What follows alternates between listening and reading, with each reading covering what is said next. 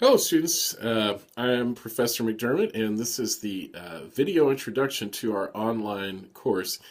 I have to ask your forgiveness if I seem a little bit out of sorts. It's been a very stressful week. I was without electricity at home for 4 days, and of course, getting things up and running here at the new Albany State University West Campus was a bit hectic. Our computer systems were not cooperating very well, understandably. But I'm glad to say that we haven't let this little windstorm stop us from getting the semester off to a timely start. And I do sincerely hope that all of you have your power back and that you haven't suffered in the storm. If you do have some special situation I need to know about, please give me a call. You probably don't have internet, but you can call me at 229-317-6527. But we're going to hit the ground running with this course on Monday. And I just wanted to give you a little preview of how things are going to work in this course. Of course, the first thing that you should all do is read carefully the syllabus and the order of assignments, and then the other documents that are posted in the Start Here folder. And you'll save yourself an awful lot of trouble by doing that because nearly all questions that you would have are answered in those documents.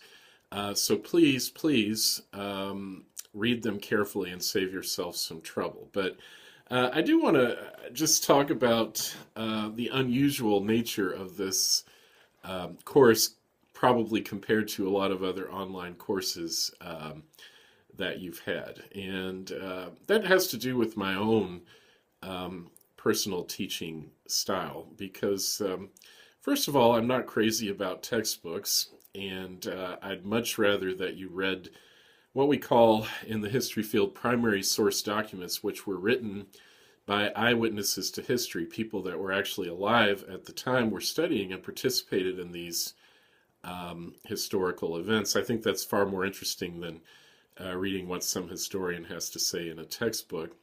And second, I know for a fact that students get tired of hearing me rattle on all the time. And so it's very important to me that this course be based on a dialogue between you and me, but also and especially a dialogue among yourselves, because that is how learning happens. And so really, we will, of course, have exams and we'll have an ongoing writing assignment, but really the heart and soul of this course will be the discussion board. And your discussions will consist of you analyzing and discussing primary source documents that I've posted. And really, this is very important to me. And I've developed some procedures to make these discussions work the way that they're supposed to. And at first, these procedures may seem a little bit cumbersome, and you may ask yourself, why is he doing this to us, and so forth. But normally, by the second module, students are getting the hang of it, and then from there on out, it actually starts to be fun, believe it or not. So just a few more details on how this will work. Your first discussion board assignment will be a self-introduction. I've assigned you all to one of three groups, and I've sent you an email in D2L and also posted a news item listing who is in what group. So you'll only be doing the readings and participating in the discussions for your own group.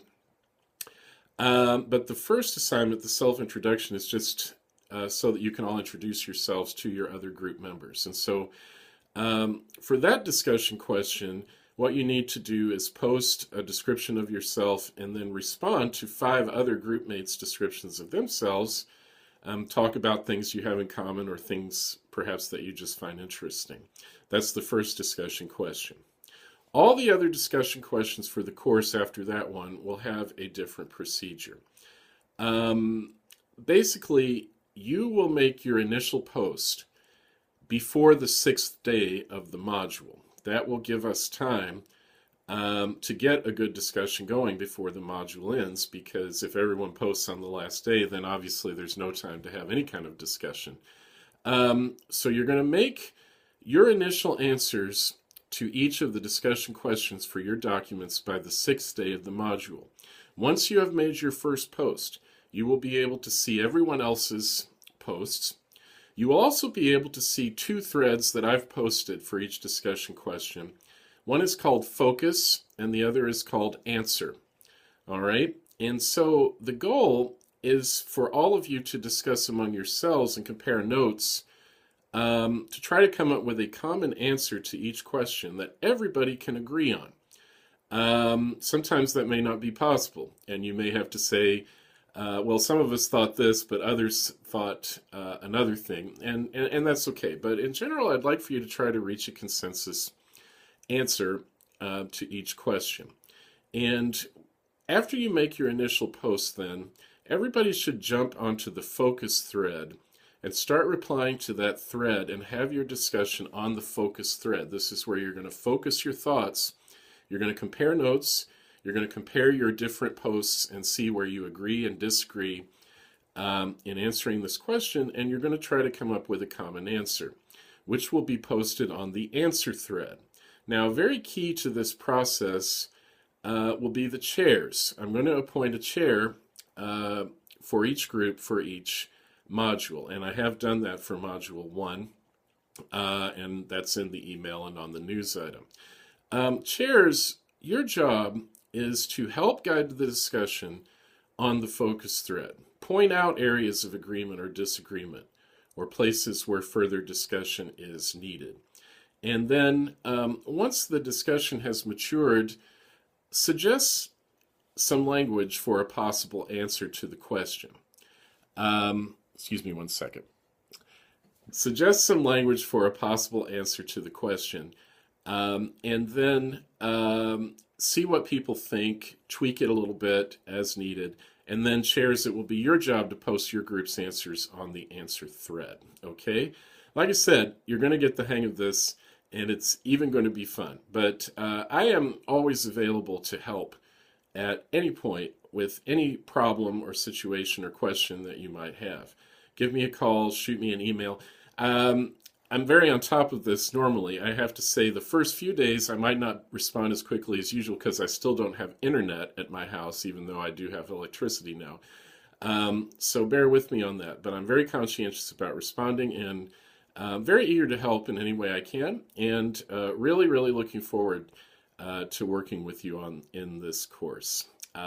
So I thank you for your cooperation, and look forward to getting to know you all a lot better as the semester goes on.